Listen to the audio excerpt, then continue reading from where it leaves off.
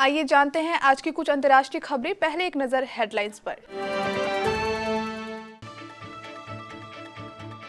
G20 सम्मेलन में PM Modi बोले, हमारा ध्यान महामारी से नागरिकों और अर्थव्यवस्था को बचाने पर है। शिवसेना के लिए गले की हड्डी बन सकता है लव जिहाद का मामला। एम्स नर्स भर्ती मामले में कैट का फैसला, महिलाओं के लिए 80% आरक्षण। बिहार में धान खरीद की प्रक्रिया जल्द होगी शुरू, लक्ष्य पाना सरकार के लिए होगी बड़ी चुनौती। पाक मंत्री ने इमैनुअल मैक्रों के खिलाफ नाजी संबंधी बयान लिया वापस, फ्रांस सरकार ने जताई थी कड़ी आपत्ति। गूगल, फेसबुक और ट्विटर ने दी पाकिस्तान छोड़ने की धमकी, नए डिजिटल मीडिया कानून पर बवाल। पेट्रोल डीजल के दाम लगातार तीसरे दिन बढ़े।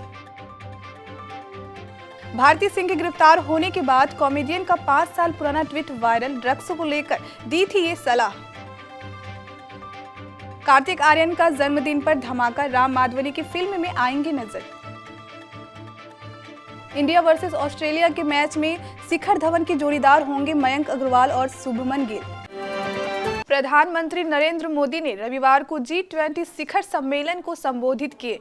अपने संबोधन में पीएम मोदी ने कहा कि हमारा ध्यान महामारी से नागरिकों और अर्थव्यवस्था को बचाने पर, जलवायु परिवर्तन के खिलाफ लड़ाई पर ध्यान देना भी उतना ही जरूरी है। ग्रह को सुरक्षित रखने पर G20 कार्यक्रम में प्रधानमंत्री मोदी ने कहा कि जलवायु परिवर्तन में जंग अलग थलग होकर नहीं, बल्कि एकत्रित व समग्र रूप से लड़ी जानी चाहिए। पीएम मोदी ने कहा कि भारत में कम कार्बन और जलवायु अनुकूल विकास प्रक्रियाओं को अपनाया है। पीएम मोदी ने कहा है कि अपने एलईडी लाइट को लोकप्रिय बनाया, जिससे कार्बन डाइऑक्साइड उत्सर्जन को 38 मिलियन टन प्रति वर्ष तक कम किया गया है। हमने उज्ज्वला योजना के माध्यम से 8 करोड़ से अधिक घरों को धुआं मुक्त रसोई प्रदान की है। पीएम मोदी ने कहा कि भारत न सिर्फ पेरिस समझौते के लक्ष्य को पूरा कर रहा है, बल्कि उनसे आगे बढ़ रहा है। पीएम मोदी ने कहा कि हमारा लक्ष्य 2030 तक 2.6 करोड़ हेक्टेयर अनउपजाऊ जमीन को फिर से उपयोग में लाना है। हम पूर्ण सर्जक अर्थव्यवस्था को बढ़ावा दे रहे हैं। उत्तर प्रदेश और मध्य प्रदेश जैसे भाजपा शासित राज्यों द्वारा लव जिहाद पर सख्त रुख अपनाने व कानून बनाने की पहल शिवसेना के लिए गले की हड्डी बन सकती है। भाजपा यहां भी लव जिहाद के विरुद्ध कानून बनाने के लिए विधानसभा में प्रस्ताव लाने की बात कर रही है, जबकि शिवसेना की सहयोगी कांग्रेस को भाजपा की यह बात रास नहीं आ रही है।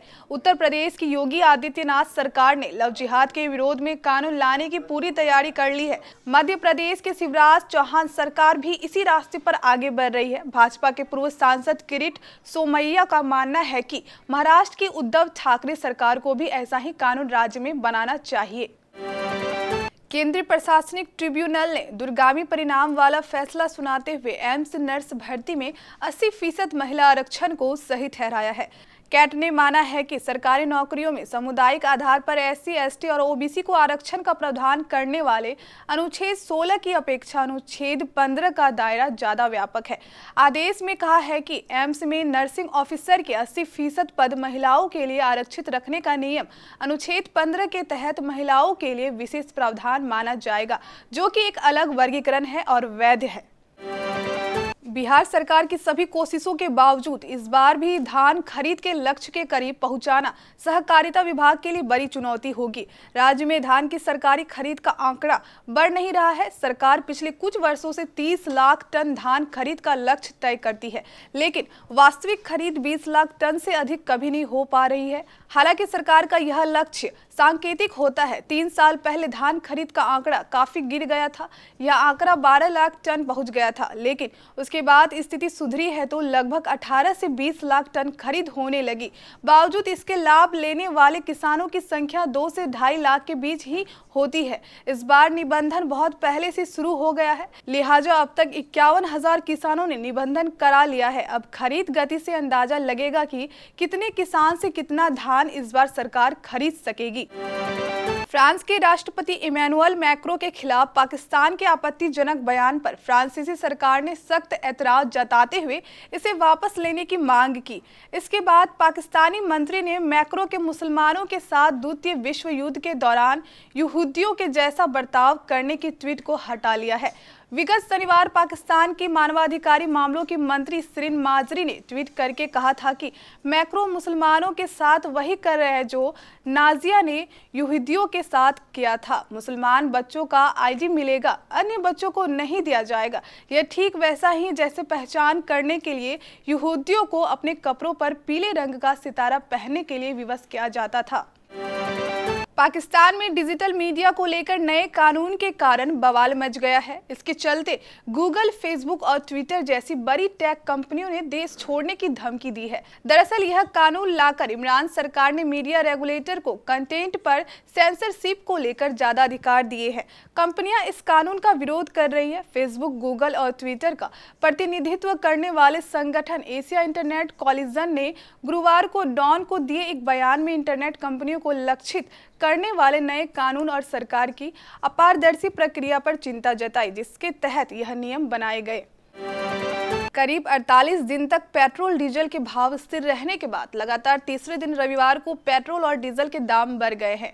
सरकारी तेल कंपनियों का कहना है कि अंतर्राष्ट्रीय बाजार में कच्चे तेल के भाव बढ़ने से कीमतों में इजाफे का फैसला लेना पड़ा है।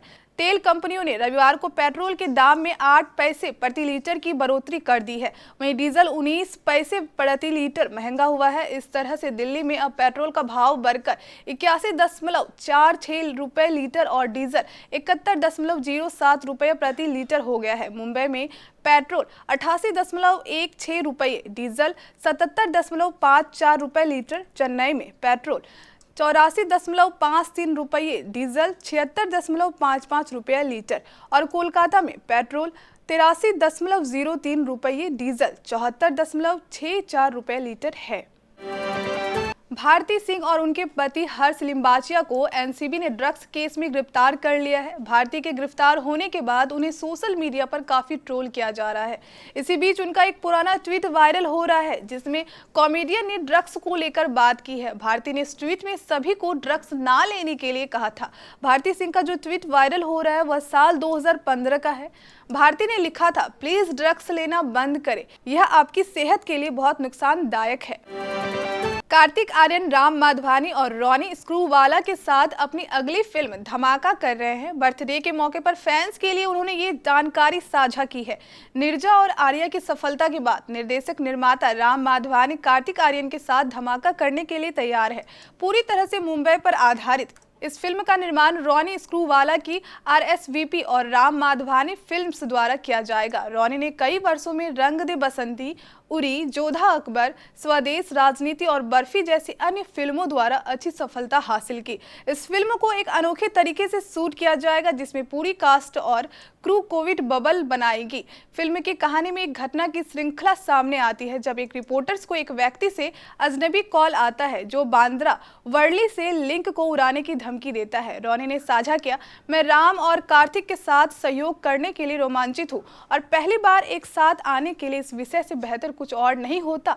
जब राम मेरे पास स्क्रिप्ट लेकर आए तो मुझे पता था कि मैं इसे खोना नहीं चाहता और जब हमने कार्तिक को भी स्क्रिप्ट सुनाई तो हमें इसी तरह की प्रतिक्रिया मिली। भारतीय टीम प्रबंधन ऑस्ट्रेलिया के खिलाफ 3 मैचों की वनडे सीरीज में बेहतर शुरुआत के लिए आदर्श संयोजन पर विचार कर रही है, जिसमें सलामी बल्लेबाज गब्बर यानी शिखर धवन के जोड़ीदार के लिए मयंक अग्रवाल और शुभमन गिल के बीच मुकाबला होगा। भारतीय टीम 27 नवंबर से शुरू होने वाली 3 मैचों की वनडे सीरीज के लिए पिछले 1 सप्ताह से अभ्यास कर रही है। टीम का मुख्य मकसद हालांकि बॉर्डर गावस्कर ट्रॉफी को अपने पास बरकरार रखना है। सीमित ओवरों की सीरीज में बेहतर प्रदर्शन से टीम का हौसला जरूर बढ़ेगा। कप्तान विराट कोहली की कोशिश 50 ओवरों में मैच के लिए सही संयोजन बनाने पर होगी। अगले 1 साल के क्रिकेट कार्यक्रम को देखें तो विश्व टेस्ट चैंपियनशिप और T20 विश्व कप के कारण वनडे सीरीज का महत्व हालांकि ज्यादा नहीं है।